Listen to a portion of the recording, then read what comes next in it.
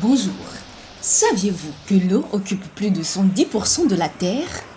Saviez-vous que l'océan fournit 50% de l'oxygène que nous respirons chaque jour et constitue un grenier de nos ressources halieutiques?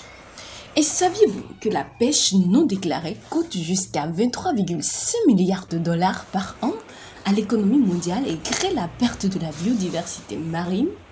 Et saviez-vous comment faire pour protéger cette biodiversité? Les aires marines protégées font partie des mesures drastiques pour parvenir à cette conservation. Si vous ne le saviez pas, allons découvrir cela ensemble avec notre invité.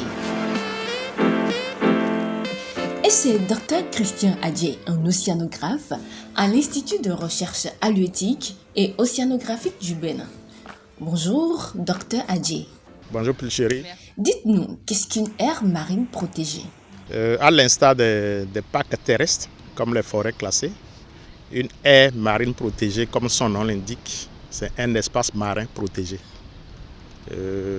qui est classé, exactement comme aussi les parcs terrestres, et qui est créé avec soit une loi, soit un décret, ou soit un arrêté.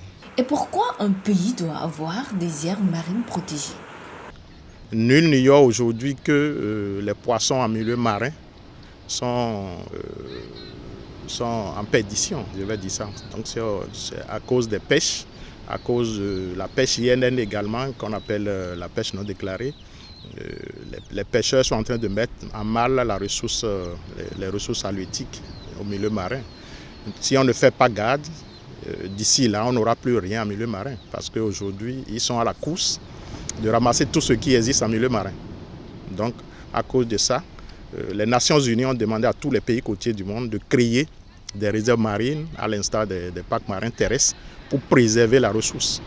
Et notre pays, le Bénin, en a? Le Bénin a fini par respecter les conventions que lui-même a signées, à savoir la CBDD. Il y a la convention aussi d'Abidjan. Nous avons également l'accord d'Aichi.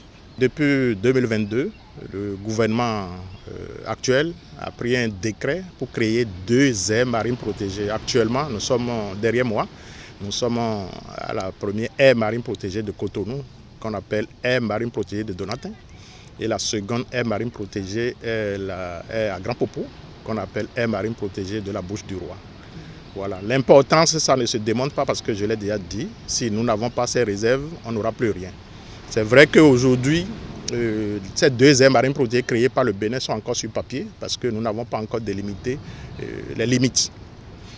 Et c'est le ministère de Cadre de Vie qui a pris l'initiative de créer ces aires marines protégées et actuellement, le même ministère s'active à délimiter ces aires marines protégées et à élaborer les PAG. On entend par PAG, plan d'action et de gestion de ces AMP. Les marines protégées de Dorantin s'étend sur la côte sur environ 6 à 7 km et en milieu marin à 5 km. Voilà un peu. À Grand Popo également, nous avons une aire marine protégée qui est au niveau de la Bouche du Roi, mais qui prend en compte dans sa zone de transition toute la lagune côtière. Vous n'êtes pas sans savoir que nous avons des ressources aujourd'hui qui quittent la mer et qui vont dans les lagunes côtières pondre comme les languilles et autres, qui vont pondre là-bas et qui retournent en milieu marin. Dès que les petits naissent, après un certain âge, regagnent le milieu marin. Donc pour le cas de la Bouche du Roi, si on ne prenait pas en compte la lagune côtière, les plans de gestion pour la préservation des ressources sera difficile à mettre en œuvre. Et on ne va pas construire une clôture, mais avec des bouées océanographiques, on va délimiter ces zones. Et dans ces zones, on va faire vraiment de la préservation. Et quand on veut faire de la préservation, ça veut dire qu'on ne va pas accepter que les gens viennent pêcher en désordre. Le premier acteur qui bénéficie de cette réserve, ce sont les pêcheurs. Parce qu'aujourd'hui, les pêcheurs même, si vous les voyez là, ils vont en mer, ils passent 3 jours, 4 jours, ils descendent avec moins de 10 kilos. Les aires marines protégées, comme je l'ai dit, on ne va pas les clôturer. C'est juste des bouées.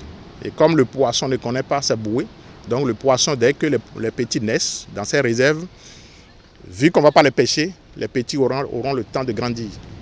Et dès qu'ils vont grandir, en se promenant, ils vont sortir de cette aire. Et maintenant, les pêcheurs peuvent les pêcher. Ils auront l'occasion de pêcher désormais des gros poissons.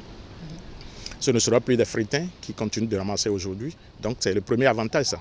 Et à part ça, comme je vous l'ai dit, les ressources qui entre-temps ont disparu à cause de la pêche, ces ressources, on va pouvoir les ramener. Merci Dr Christian Adjé pour toutes tes explications. En 2016, selon la FAO, 54 millions de personnes tirent leur revenu des pêches. Si les aires marines protégées deviennent opérationnelles, effectivement, nous aurons la sécurité alimentaire en matière de ressources halieutiques. Les requins, baleines et les mammifères marins feraient partie des réserves marines du Bénin et attireraient des touristes. Mais pour le moment, les aires marines protégées du Bénin sont encore sur papier. Ce sera tout pour ce numéro de Le Saviez-vous? On se retrouve bientôt pour un nouveau numéro.